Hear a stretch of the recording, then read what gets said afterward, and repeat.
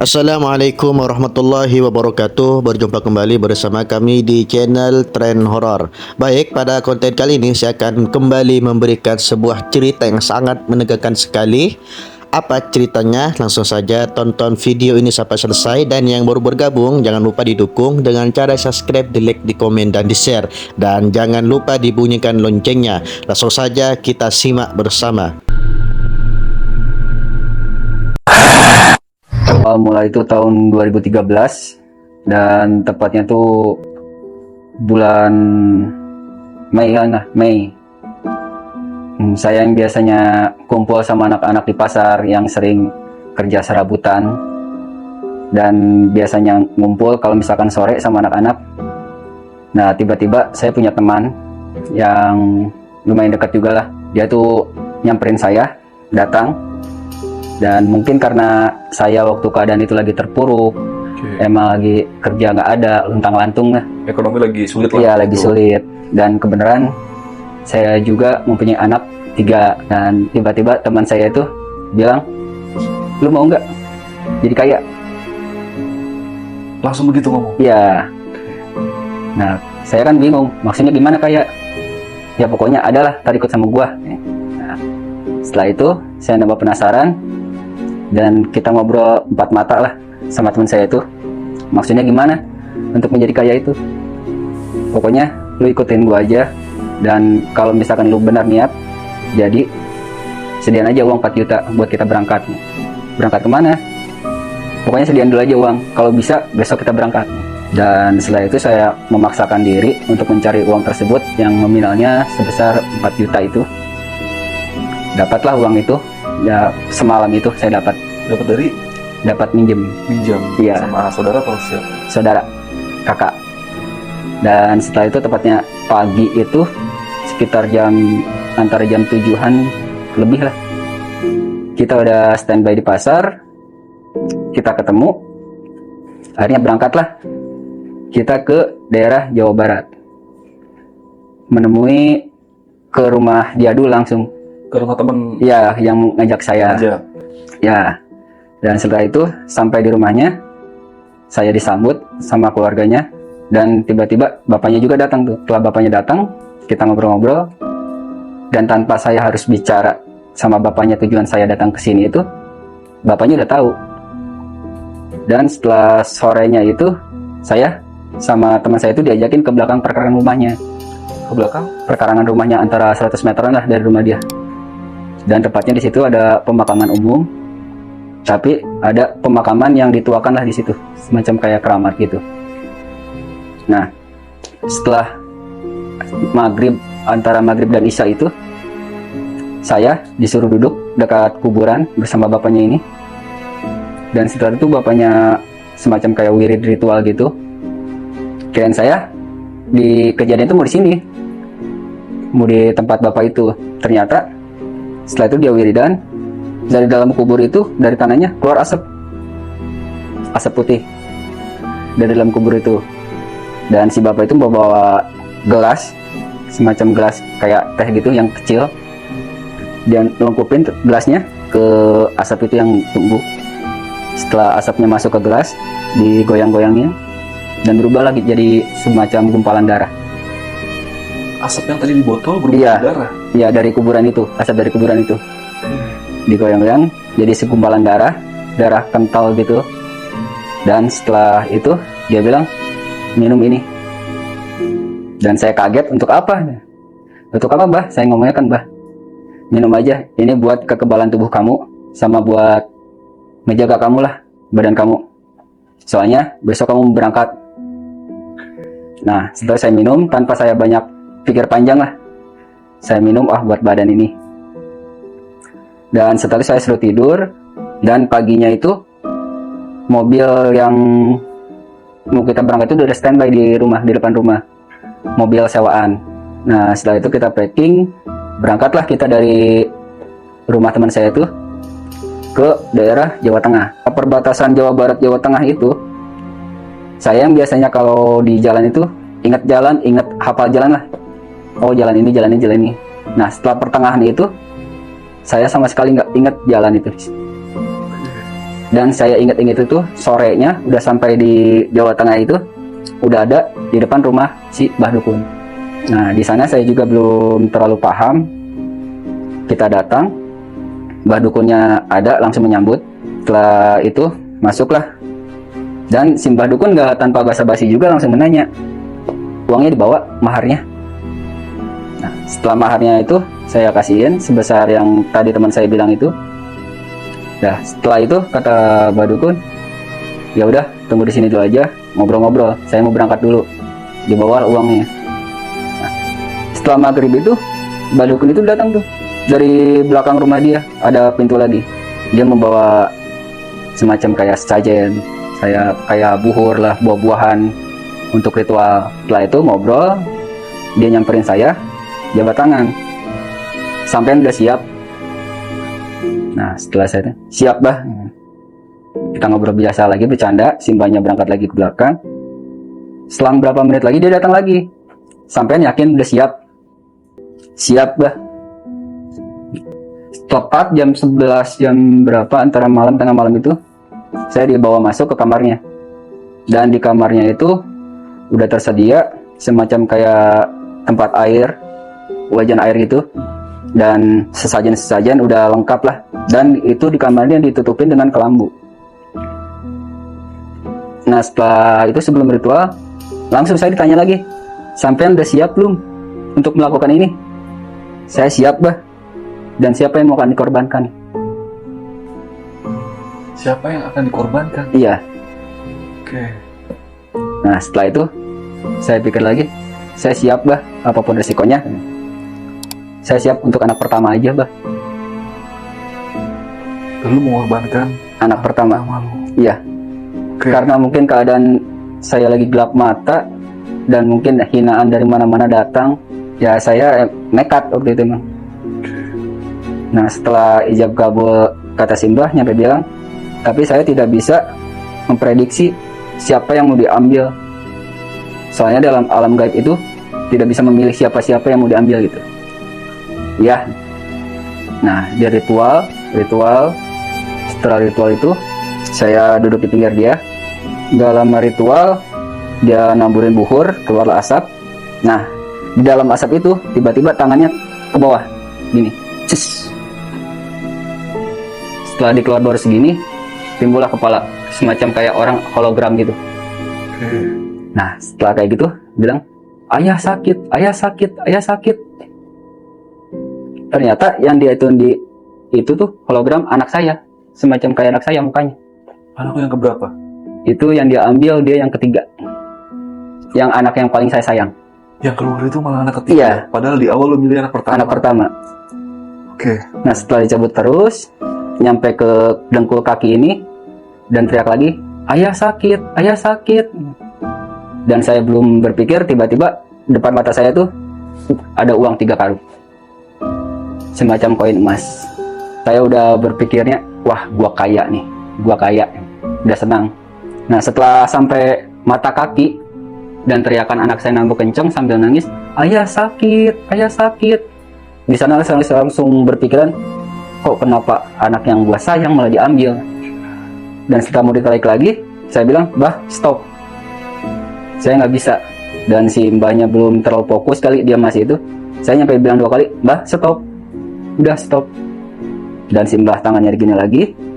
Dan si mbah bilang, sampean gagal. Dan uang di depan mata saya pun yang 3 karung itu hilang. Nah, setelah itu saya bilang, Bah, kenapa anak yang saya sayang malah diambil?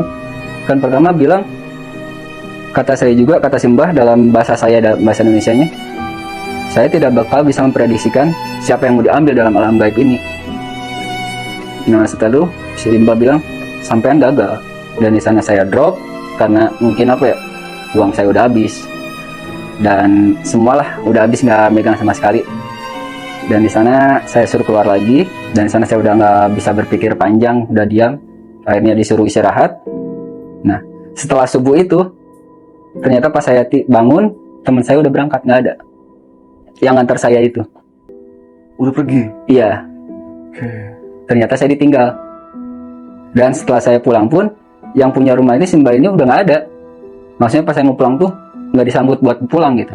Terpaksa dari sana saya jalan kaki Jalan kaki dari Jawa dari Tengah. Jawa Tengah sampai ke Jakarta.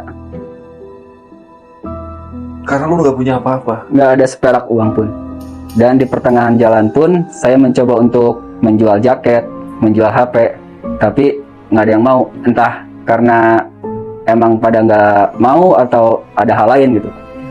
Dan ada di suatu pedesaan Jawa Tengah, saya menawarkan HP, dan di sana itu kampungnya nggak ada yang megang HP. Padahal di tahun segitu kan HP udah booming kan. Lumayan banyak lah ya. Iya, saya ingin menjual HP itu waktu itu Samsung, lumayan lah Samsung. Dan ada warga yang bilang, Mas, maaf, di kampung sini nggak ada yang megang HP. Yang megang HP hanya RT, RW, lurah. Dan saya pun di sana semacam kayak apa ya, di balai desa duduk seperti di tengah-tengah dikerubin oleh warga kampung. Dan di sana saya bingung karena HP nggak kejual, jaket pun nggak ada yang mau. Akhirnya saya dikasih lah 50.000 sama orang sana untuk bekal lah jajan katanya. Dan setelah saya lanjutkan untuk perjalanan untuk menemui kakak saya yang saya pinjamkan yang minjem uang ini. Apa yang lu katakan kepada kakak lu? Dan kirain saya kakak saya itu mau menyambut lah, disuruh udah makan apa belum Pak? Enggak. Yang ditanyakan mana uang. Dan di sana saya cerita bahwa saya gagal. Tanpa pikir panjang, kakak saya langsung nampar. Udah keadaan saya lemah, kucel, udah nggak kayak bentuk lah. Dan dari Jakarta ke rumah saya pun harus jalan. Hampir 6 jam. Dan setelah sampai rumah, keadaan saya udah nggak karuan, udah kacau.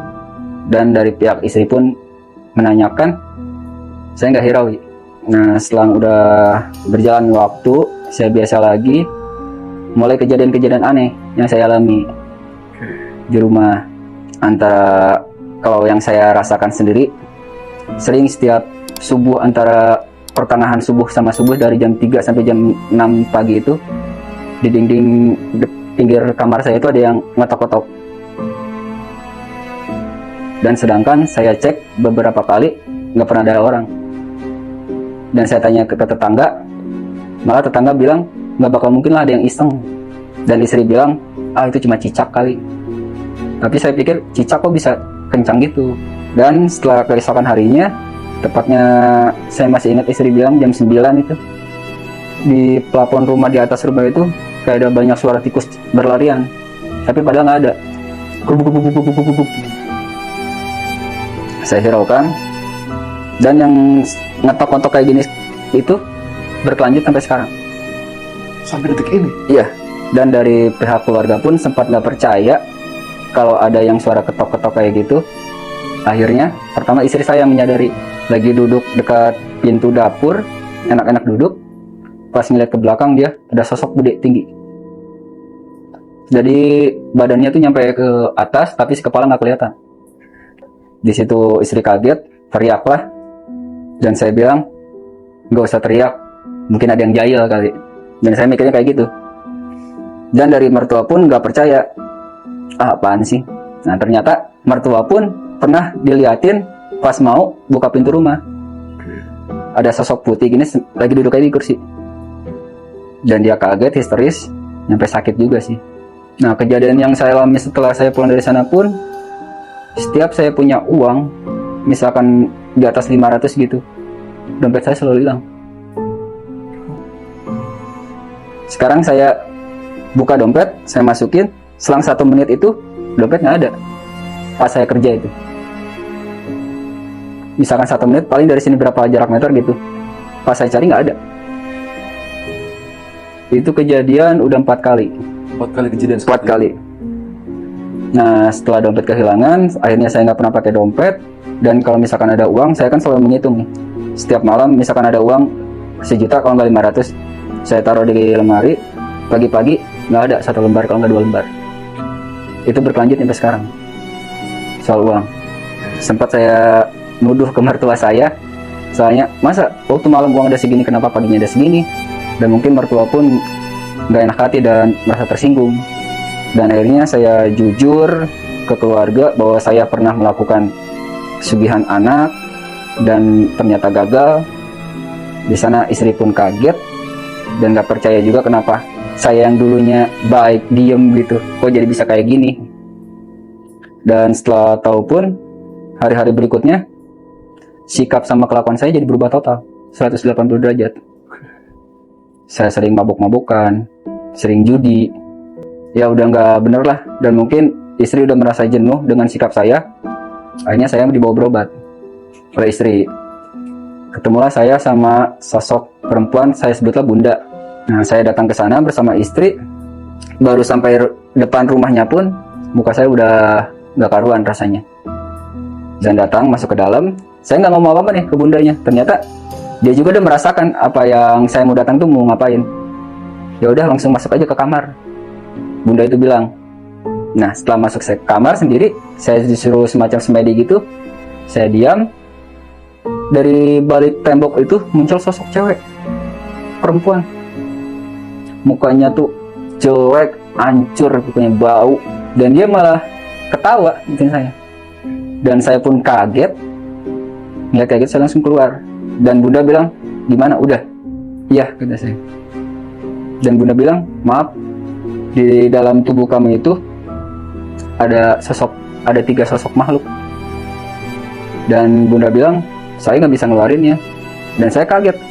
Perasaan saya nggak pernah ngituin yang soal makhluk halus kayak gitu. Saya nggak pernah belajar dan saya pun nggak pernah minta. Nah, coba ingat-ingat lagi. Dan saya ingat-ingat, apa mungkin yang waktu berdaerah Jawa Barat saya minum segumpal darah itu? Iya. Nah, kata Bunda, ya itu bisa jadi. Soalnya sosok ini semuanya pada keras, susah untuk dikeluarkan. Dan saya tanya, apa itu sosoknya, Bun? Pertama, ular berkepala 3. Yang kedua, Bangaspati. Yang ketiga, yang dilihatin sama istri saya tuh, yang sosok badannya gede tapi kepalanya nggak kelihatan. Dan di sana saya juga kaget, jenuh, dan akhirnya Bunda pun nggak bisa ngobatin saya. Dan saya pulang, perilaku saya jadi malah nambah nggak karuan. Bahkan kalau ada orang pun, saya kayak apa ya, so jago gitu. Untuk melawan 8-9 orang pun, saya nggak takut. Rasanya saya kayak gitu. Nah, setelah itu, istri dapat kenalan dari saudaranya, bawalah ke ustadz gitu. Ya udah saya coba untuk kesembuhan saya juga, karena saya juga udah jenuh lama-lama kayak gini, semacam kayak suami yang nggak berguna, padahal saya harus menafkahi istri sama anak. Dibawa saya ke rumah ustadz itu, saya dimandiin, setelah itu dibawa jarah. Pas saya dimandiin itu, di semacam kayak pancuran penjarahan ada daerah Jawa Barat itu, ada suara cewek yang ketawa. Itu sampai 7 kali saya mandi. Itu sama ketawanya, seperti itu.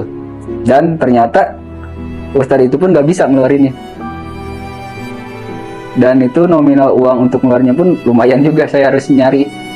Berapa tuh nominal? Hampir waktu dulu kena 3 juta 4 jutaan untuk membeli ya kelapa hijau lah apalah katanya. Ternyata nggak bisa. Akhirnya saya beranikan diri untuk ngomong ke mertua laki-laki saya, karena saya udah nggak kuat, udah jenuh. Akhirnya mertua cobalah untuk diskusi ke gurunya yang ada di daerah Sukabumi sana. Dan ternyata alhamdulillahnya guru mertua saya juga mau untuk datang ke rumah. Dan setelah kita ngobrol-ngobrol, pas malamnya orang rumah udah pada tidur, saya disuruh ke kamar adik ipar saya, diruqyahlah saya. Dan setelah diruqyah itu saya nggak ingat apa-apa. Katanya saya itu ngamuk-ngamuk sampai 8 orang yang nahan badan saya pun nggak ada yang kuat. Nah, setelah itu nggak bisa keluar, dicoba lagi keesokan harinya, dan alhamdulillah bisa keluar 2. Yang ular berkepala 3 sama Bagaspati itu yang keluar. Nah, setelah hari ketiganya, yang masih ngeyel tuh yang orangnya tinggi gede tapi nggak berbulu itu masih ada di badan, dan dicobalah untuk ruqyah ketiga. Nah, setelah ruqyah ketiga itu alhamdulillah keluar. Tapi guru dari mertua saya itu bilang, kamu harus rajin sholat, harus rajin ngaji, nggak boleh banyak pikiran, nggak boleh bengong, karena ini makhluk semacam kayak copet.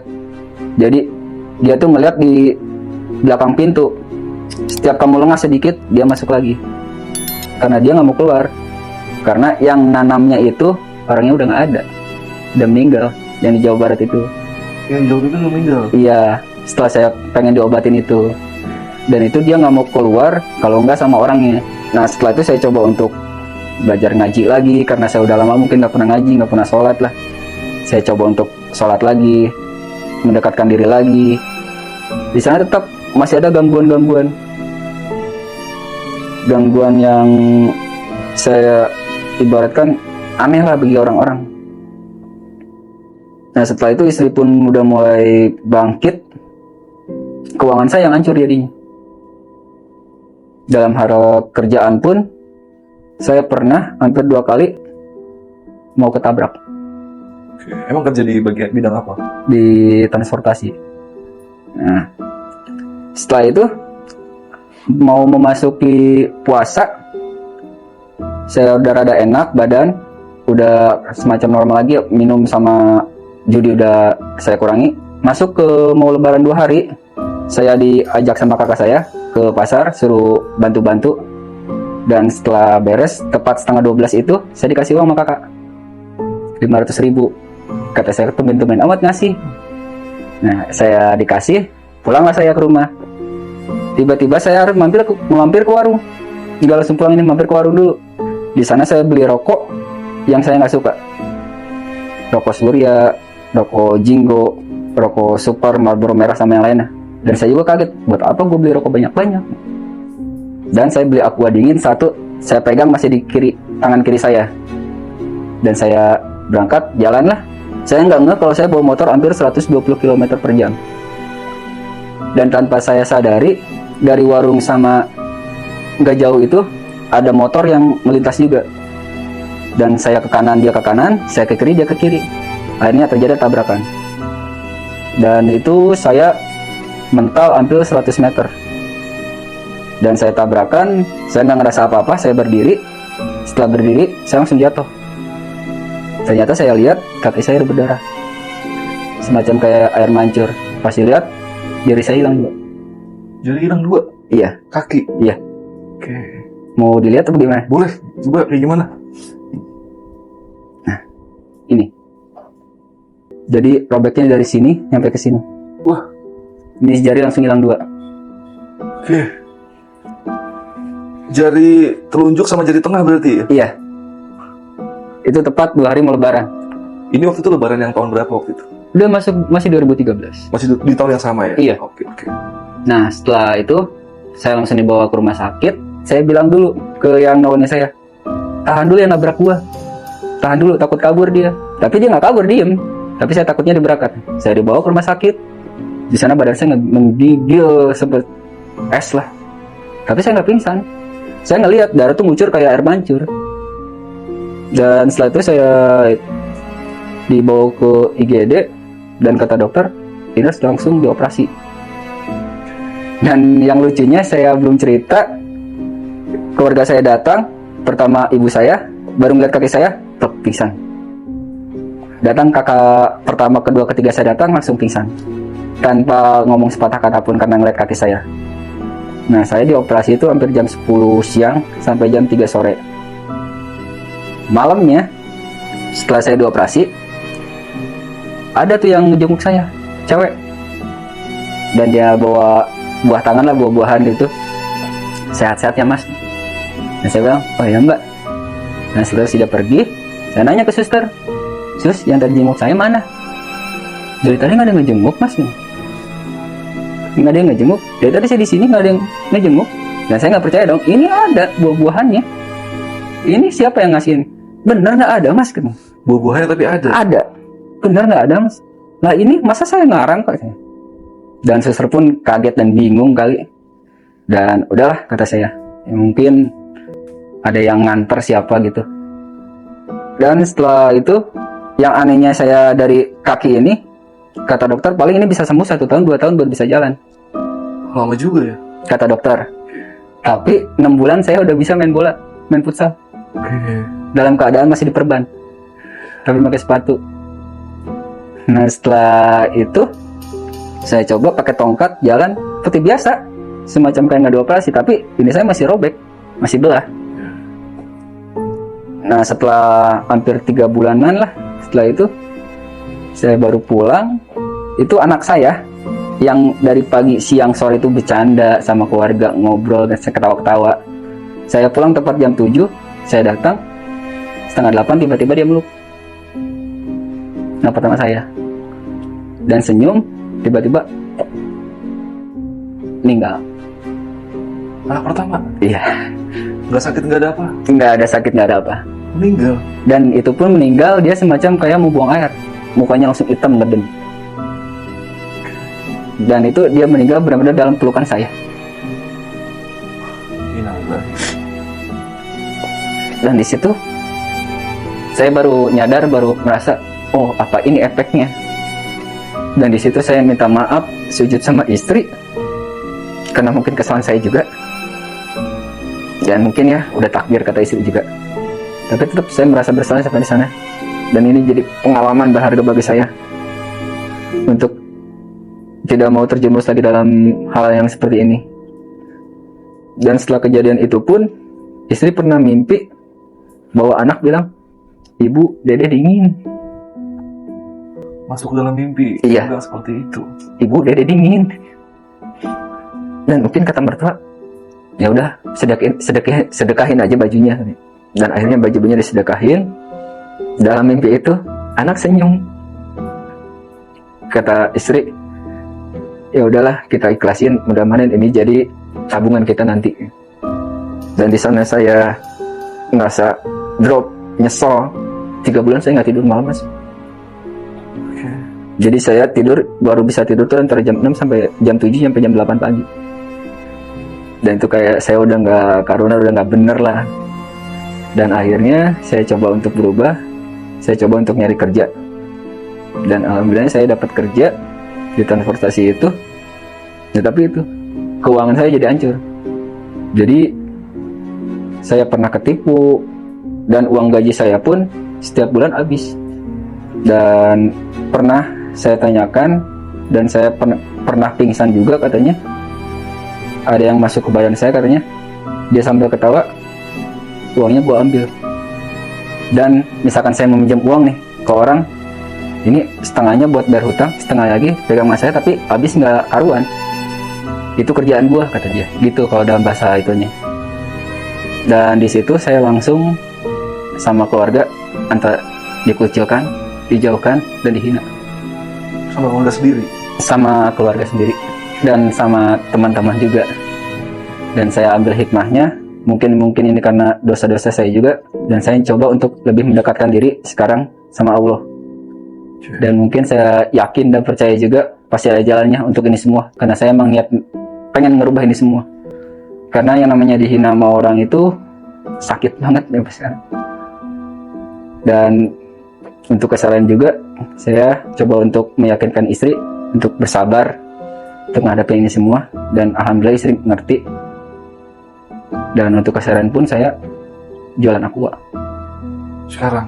Iya, untuk ngasih resiko istri. Karena uang gaji saya pun habis. Nah alhamdulillahnya istri bisa ngerti nyampe sekarang dan mendukung saya. Yang penting saya bisa sehat, kuat, dan bisa tanggung jawab.